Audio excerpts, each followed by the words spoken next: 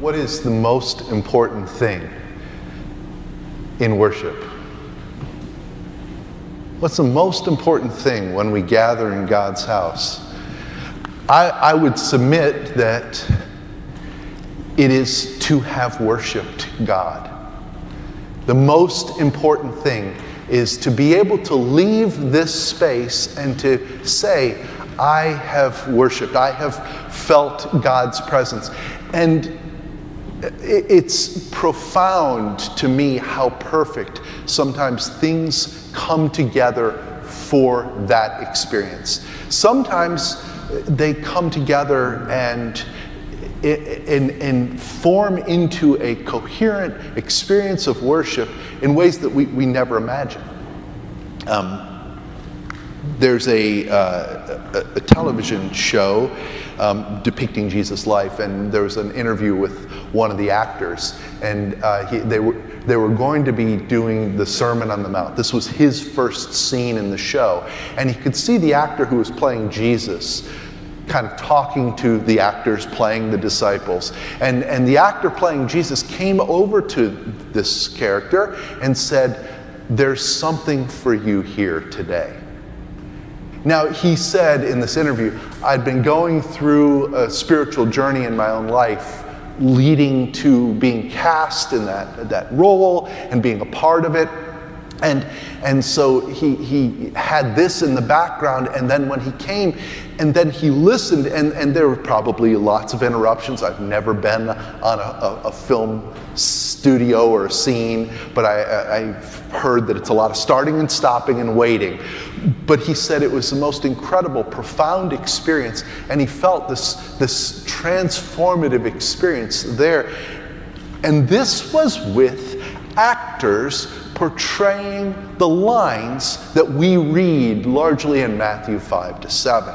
Last night I talked about choices and freedom and Judas and his role in moving the story forward. Tonight we have Jesus taking action. And as we come into that experience, we all bring with us whatever has happened up to this point. And in some ways, and I don't want to say anything detail-oriented because I don't want anyone to feel badly, but in some ways, some of the things that threw parts of this service off are perfect. Absolutely perfect. Beginning last night with the water feature that we had right below, just about where the acres are sitting, in the fellowship hall, a waterfall. We were trying to decide if we could recreate it for our VBS-themed Rainforest Falls. Those who've seen it are saying no, but no. Well, you know, all of the 4 floors of glycol that poured out helped contribute to the fact that the vast majority of the building today is about 80 degrees. The units that handle this space are separate, and so this is a nice, comfortable, whatever temperature it is. There were other things, other pieces, other things that could easily help us be distracted from this moment. But I go back to last night and that choice that we all have, that opportunity we have to decide how we're going to respond. And I come to tonight and to what Jesus did with his disciples. We talked about this on Palm Sunday. We talk about this every year, the triumphal entry, triumphal with air quotes. Everybody expected Jesus to solve the problem the way that they thought it should be solved. But instead, Jesus had other plans. And as the week's unfolding, Jesus is still teaching and proclaiming the kingdom. Jesus is still talking about what can be. And Judas takes matters into his own hands, using that freedom, that agency that we have to make a decision, and says, if Jesus just gets the nudge he needs, then he's going to be the kind of Messiah I want him to be. And then tonight, we have in John chapter 13, Jesus say, hold my communion chalice. I want to show you a different way of approaching life. I want to show you a different way of approaching humanity. I want to show you something that you cannot possibly imagine or perhaps even grasp. The disciples were on the edge of their seats. I'm all ears. They're ready. What profound truth are you going to be dropping right now, Jesus? He says, slip off your shoes. I've got something for you. You know, and we hear it in the gospel as they struggle. No, you can't wash my feet. Simon Peter says, not my feet, my whole body. If you're going to do this, then I want to be all in with you.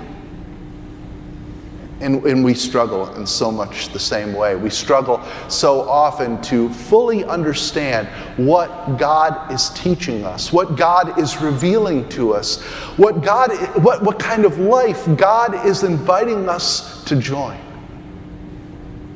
We say to God all the time, much in the same way that not just Judas, we get to have him as the, sort of eternal scapegoat. He gets to always catch the blame.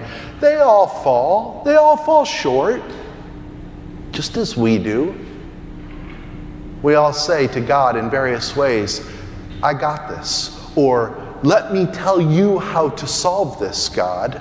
Let me show you how this should go. But instead, God incarnate, Jesus says, I'm going to wash your feet.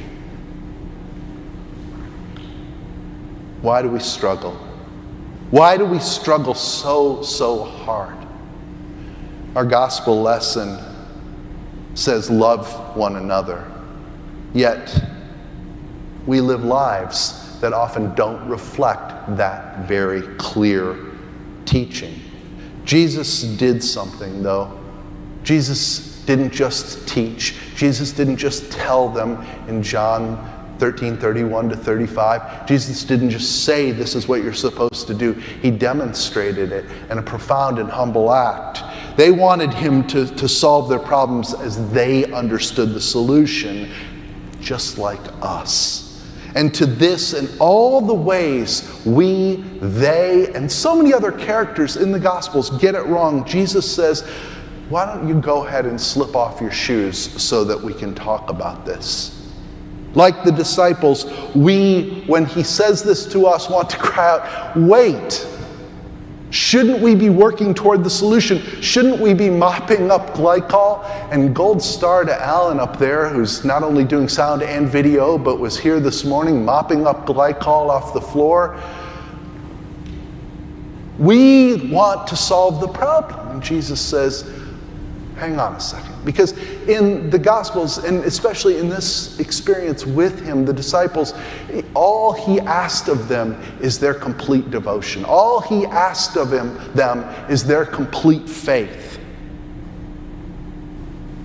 I can imagine when he says this to us. Jesus, who could read the signs and knew how things were unfolding, knew how the week was going, knew what Judas had gone to do, looking up as he's waiting for us to take our shoes off, smiling and saying, trust me, trust me. Just as he said to the disciples, he says to us again today, trust me.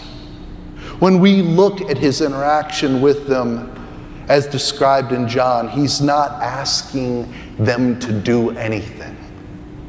And we saw that in the tableau tonight.